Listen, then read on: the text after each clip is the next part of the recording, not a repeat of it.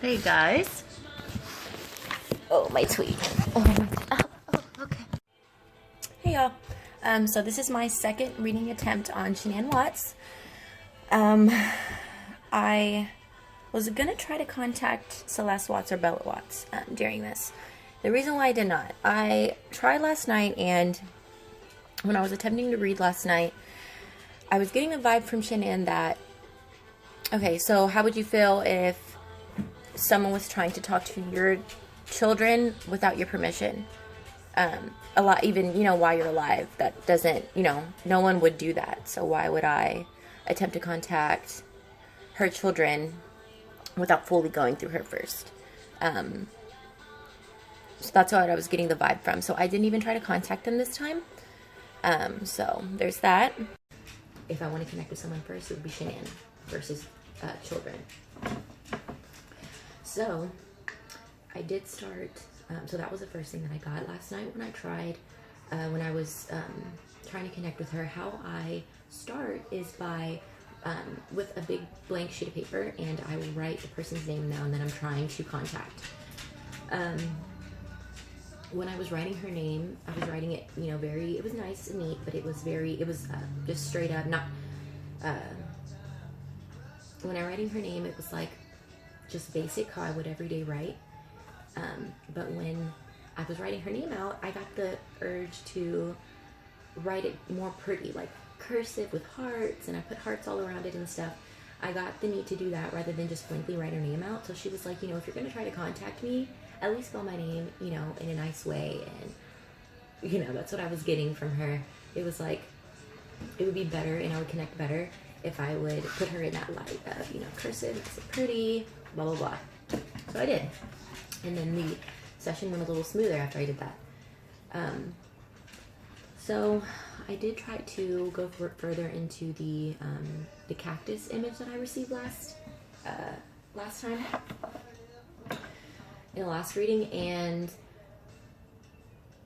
when I try to focus on that image and say, if there's anything further that she would like to go into as far as that, I got that it was validation that was from the trip, because I received an image of a suitcase afterwards. And since I'm trying to get information more closer to the time of death, I don't want information from years ago unless it's relevant. I feel like this was relevant enough to say, this was validation that was about the trip. And this did play a big part of the fight, or the emotional conversation that they had prior to her death. So that was validation for me that's what that was for. And last night, after that had happened, I continued to try and connect with her, and I wanted to get a feeling of what, because it was kind of quiet yesterday as far as our reading. So I wanted to see, spark it up a little bit, see if there was anything as far as maybe give me a feeling that how you felt before you passed. Maybe that would help me as far as the emotional state you were in and such. And a few seconds into that, my heart started to beat really fast, and I wanted to stop. I did not want to go further any longer. It wasn't like, I wouldn't say scared. It was more of anxiety. Like, my heart started pounding. I wanted to get up and move. I didn't want to, I needed to breathe. And then once I stopped reading, this feeling stopped. So I don't know if that was anxiety, because I do have panic attacks sometimes, and that's the start of it, is a heart pounding and I can't breathe, that type of thing. I didn't know if it was for her, that was a panic attack for her type thing, or the feeling was truly being scared, and that's how my body reacted to it, was to get anxiety from it. But I did feel more on the scared side as far as she felt. And then I took it as anxiety towards the end of that. So, and because it stopped shortly after I closed down the reading, that's what I truly feel like it was from, was the closest around the time of death. That's how she felt. And so it does make me know and validate that she was aware what was going on, but it was more towards the end of the episode of what happened to her. So there was that. Okay. And then I did ask, she did make it known that problems like a fight and a bickering did start over this trip. I don't know exactly if he had a problem with it or if he did not, or if something happened on the trip that Chris didn't like, or vice versa. But there was a bickering, and it did start over this trip, or while she was gone, or when she got back, about the trip. Because I did start to ask about the black couch and the face mirror, and that's when those messages started flowing in about that. And I also did receive the image of her getting her hair put like from behind, like very much like a big wad. Like it wasn't like a pick of the hair. It was like someone just grabbed it, like they're putting a ponytail up or something. A lot of hair, and just pulled it. And that's what I got a memory of. And I don't know who it was from. I don't know if it was Chris's hand on her head. I don't know if it was her head on her own head, or her hand on her own head. I don't know.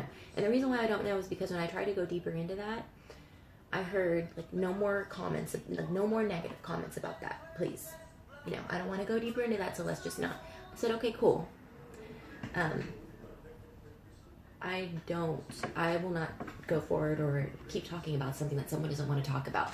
You wouldn't do that if someone was alive, so I'm not going to do it when she's, you know, not physically here. It doesn't make any sense. So the next one I got was, I started going deeper into the stairs. The message that I received that I talked about in the last video about the stairs and the children, and the memory that she gave me of her children walking up and down the stairs, like playing and things. So I kept going deeper into that, and I did get playing, okay. So I kept going. Loved watching her children have fun while alive. So it was a clear memory of them being alive, and she just wanted to show me that.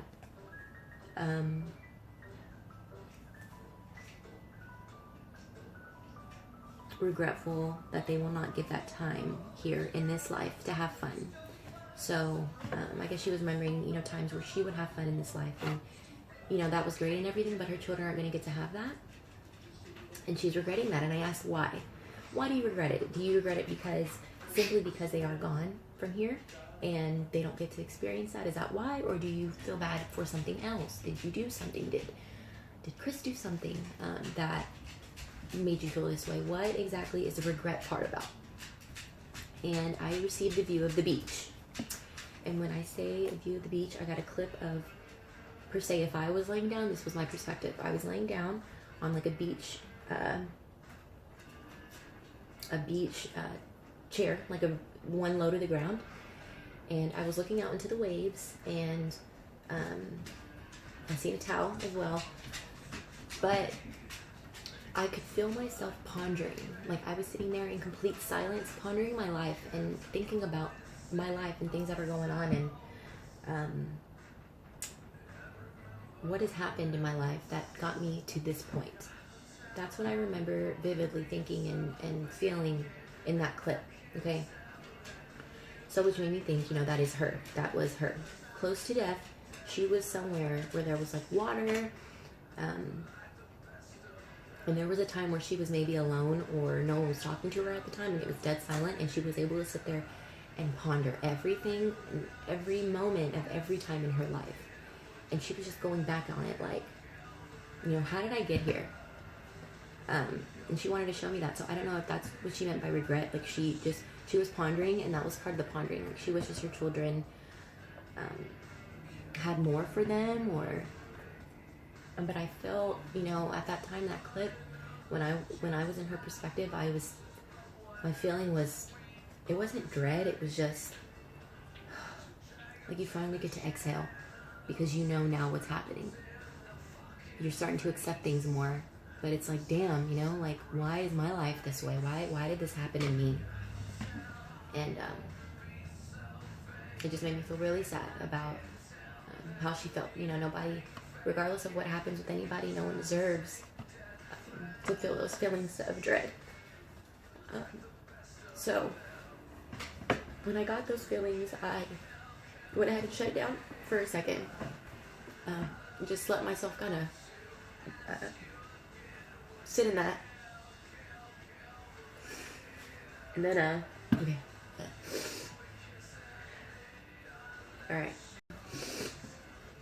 Alright, so I moved forward from that, and I went to the pillow attempt. When the message that I got in my last session, the pillow attempt was second attempt. Whenever I was starting to dig into that, again, I got interrupted by Bella, the name Bella.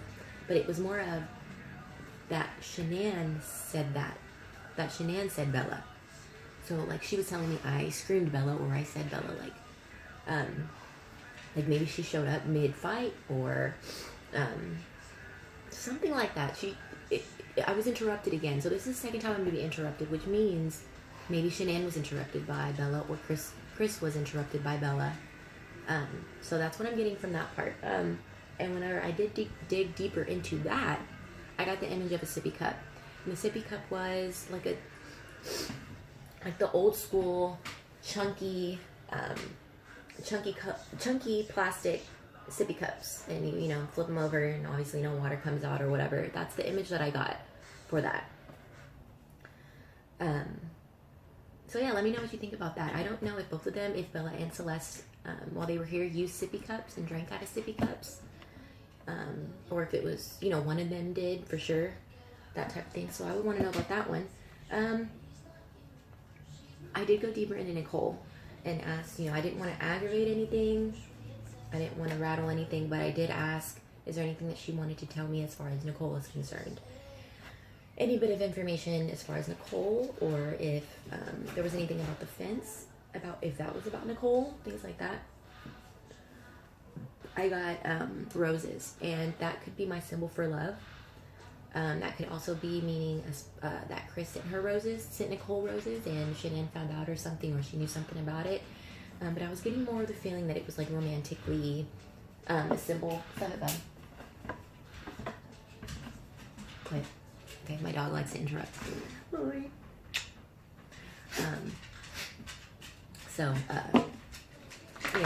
Roses. I was getting more that the roses was about love and everything. So, as far as, I guess, Nicole and Chris, that they had this romantic relationship, and she was validating that she knew. And I got an image of a cell phone right after it. So I was like, okay, kept going. I got a clip of Nicole and Chris at dinner. And while they were at dinner, and Shanann was showing me this, while they were at dinner, Chris was looking at his phone, possibly arguing with Shanann over the phone in text message, or something was tense at this dinner table this time. This dinner they had something was tense, and I don't know if it was awkward for Nicole, but it was on Chris's side. He was dealing with something behind the scenes at this dinner.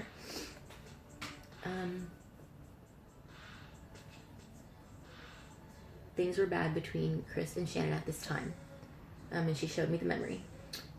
But Shanann did say something, and I thought this was interesting. Towards the end of that, she said, but she wanted love too. And she almost feels like, I got the feeling that she almost felt sorry for her. It was like, when someone's looking for love and they don't care where they get it, as long as someone shows them attention, they could get it from anybody in any situation, and it's not going to matter. And I felt that Shanann felt bad for her. Like at the end of now that she looks back now, while she was alive, may not have felt those feelings. I'm not sure. But now, she does feel bad for her. And she says, she wanted love too. So in a sense, two sides did lose. There was 3 sides that lost. Everybody lost here, in a sense,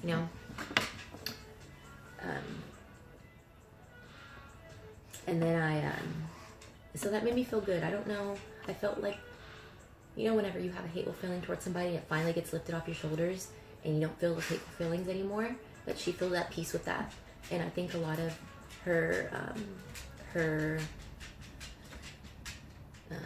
the thoughts that were going through her mind before passing, a lot of this was Chris and the problems, but now she looks back on it and she has peace as far as Nicole's concerned, because when you look at another woman, just being a woman and knowing that they went through things too and they want love too, it kind of changes your perspective, and that's how I see her right now.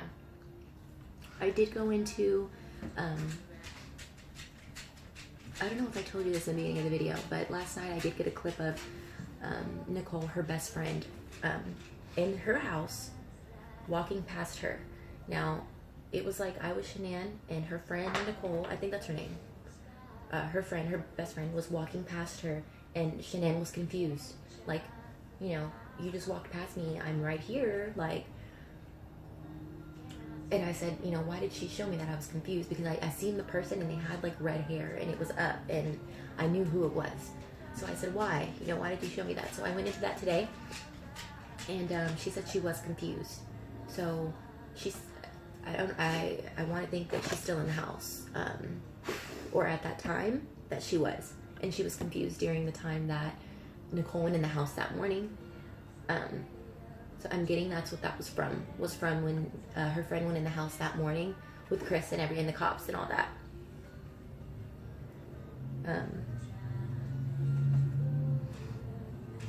So I left that alone because that was very clear that she was confused from what I had seen and how I seen in her perspective that she walked right past her like she was invisible, like she wasn't there, and that hurt her and it confused her.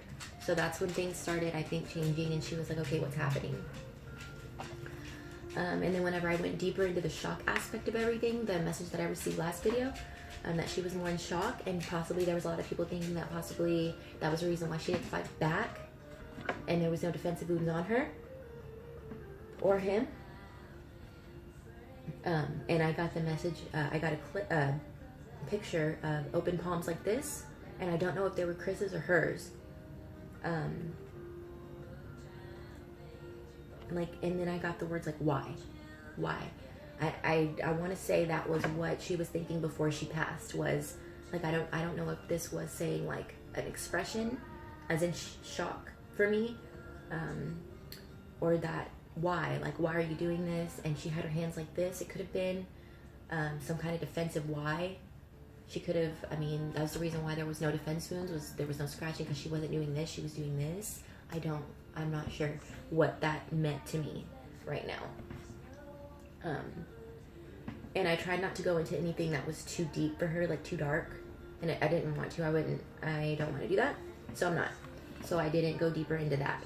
Because I started to feel very like, not that she didn't want to talk about it, but it was a side that, you know, maybe we should just not. Okay, so that was pretty much it. That was everything that I received today and yesterday. I want to try one more time to see if I can go deeper into anything, or if I can completely just start over and receive some things and not go deeper into what I received already. Because I feel like everything's pretty secure as far as the things that I received and I had questions about. And let me just say, you guys are detectives and are freaking awesome. Let me just say that all the people that I've come in contact with, as far as this case is concerned, you guys are awesome. There's things that I wasn't even thinking about, let's see, I had an image of the left hand, and someone said that it was a ring, that she had a ring and it was off, and it was on the bedstand next to the bed that Chris had brought out to the police in the video before he was arrested. So that was awesome, like thinking, okay, left hand, it was probably because of the ring, and she felt the feeling of loss when that happened. So that was awesome. And then there was also people saying that possibly the pillow attempt was for Bella, or it could be referring to Shanann, as to maybe he tried to smother her first with the pillow and that didn't work, so then he strangled her. So that's awesome, you guys. Let's see. And there was the fence image that I received last time. People were saying that Nicole possibly could have got in through the back if she had something to do with it. And I try to leave my opinions out, though, out of my readings, so I don't get, so I'm not biased or clouded at all with the messages I receive. So I left that completely out of the reading. As far as like when I connected with her, I didn't go there as far as my opinions. So I was just like, you know, if there's anything about the fence type thing. So the fence image, that was pretty awesome that you guys thought about that. The fence image referring to Nicole possibly having something to do with it. And then someone messaged that Shanann's phone was under the couch, and that the next door neighbor's son found the cell phone under the couch, this black couch. So guys, possibly why she showed me an image of her face being smeared on the black couch, along with the fight or the altercation that they had on near the couch area.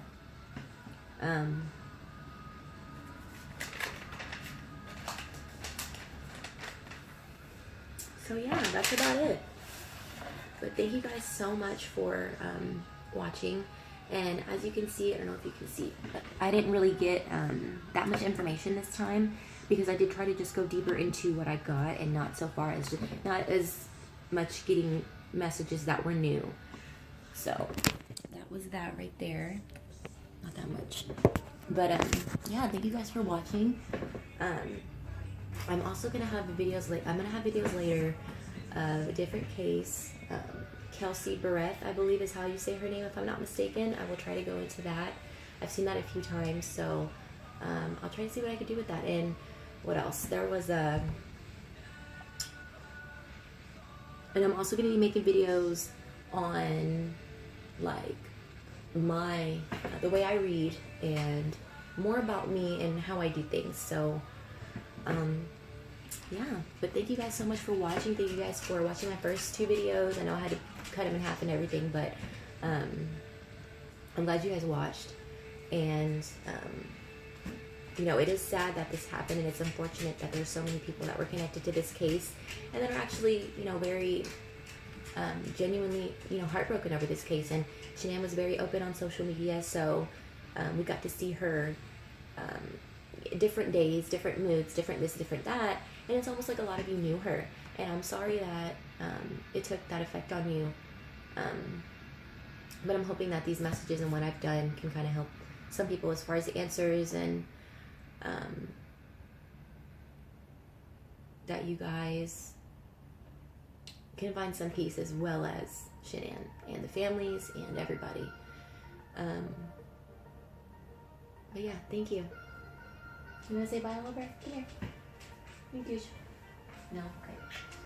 He said I didn't fix my hair, so... Okay, so that's fine.